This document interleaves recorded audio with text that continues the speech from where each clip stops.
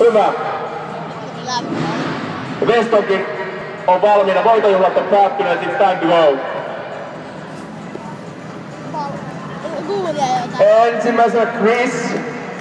Sen jälkeen numero 72 Nick. Suomen oma Ludde Söderberg. Ja Weston Break. Jätkät ei osaa oikeastaan hypätä, ne osaa keulia myös.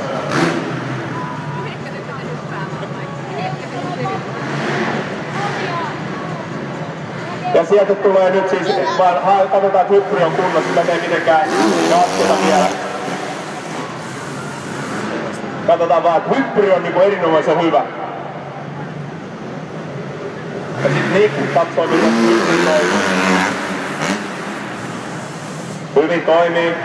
Tää aiheuttaa tää haastetta, tää on niin pitävä tää laadisuurhallin alusta, että voi olla pikkasen hankala saada pyörät poikittaa, kun ei pysty kaartamaan sillä hyvin luistavalla tyylillä tosta lähdöstä, mutta mä uskon, että tää pojat kyllä osaa tän. Ja Weston sieltä jo haki fiiliksiä. Sitten tulee vielä toinen treenihyppy.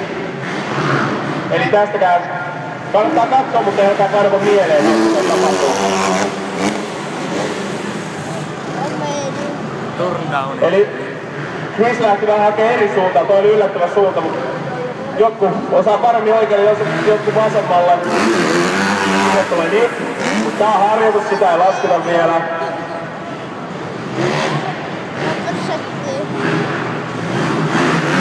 Sitten tulee harjoitus, hyvin maltillisesti. Ja viimeisenä harjoitushyppyset tekee vielä Weston Break. Oi! Se oli niin kuin lähinnä sellainen, se ei ole ehkä se hallituin. Mutta nyt siis ensimmäinen, nyt huutoa! Huutakaa Chrisin ja vähän tsemppiä. Se lähti oikein. Ihan näyttävä. Miltä sun mielestä Kurra näytti? Aika hyvältä, niin tommonen odotus toiseen suuntaan riippuu, mutta hyvä. Tää on kyllä mun makuun. Joo, toi näytti mun mielestä. Siinä tosiaan Nick Salutsin heitti hienot penkit linkut. No niin, Ludde, näytä niille. Oi! Hyvin lähtinyt ja vähän vajaa.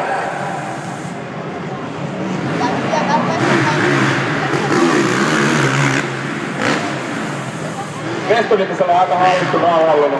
Ehkä vähän rajummin olisi toivonut. Eka vasta. Joo, nelipuolista. Okei, eli tässä Chris näyttää, että lähtee myös molempiin suuntiin, mutta jotenkin siitä puuttuu ehkä sellaista äärimmäistä. Tää tuleekin mitä Nick äsken tuli kuinka tällaisia nyt. Joo, kyllä vahvaa tekemistä Nickillä, tosi hienoa. Varmaan se finaalista putoaminen vähän sisuun, mutta ei kerkisi käydä asiaan liittyä. No Ludde! Se oli ihan ok, kyllä se siitä. Paras suomalainen selkeästi tähän mennessä. Ja sen jälkeen Weston. Oha! Se oli hyvä, se oli hyvä. Mitä sanoo Kurre? No, mun täytyy sanoa, että tiedäisin itse, että on nelipuolikas, jos helppo väittää tollaan. Jes, siinä Chrisin viimeinen hyppy. Ja seuraavana Nickin viimeinen hyppy.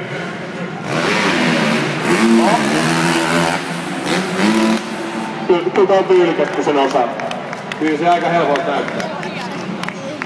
Ja sit sieltä tulee Ludde viimeinen, nyt Ludde. Mitään hyvä. Ai, siinä oli kyllä hyvää yritystä. Vaikka mä jännitin jo SM-pistettä perään, mutta hienosti menetty tuli. Westonilla on vahvaa isoa. Mun mielestä on hyvän näköistä. Loistavaa.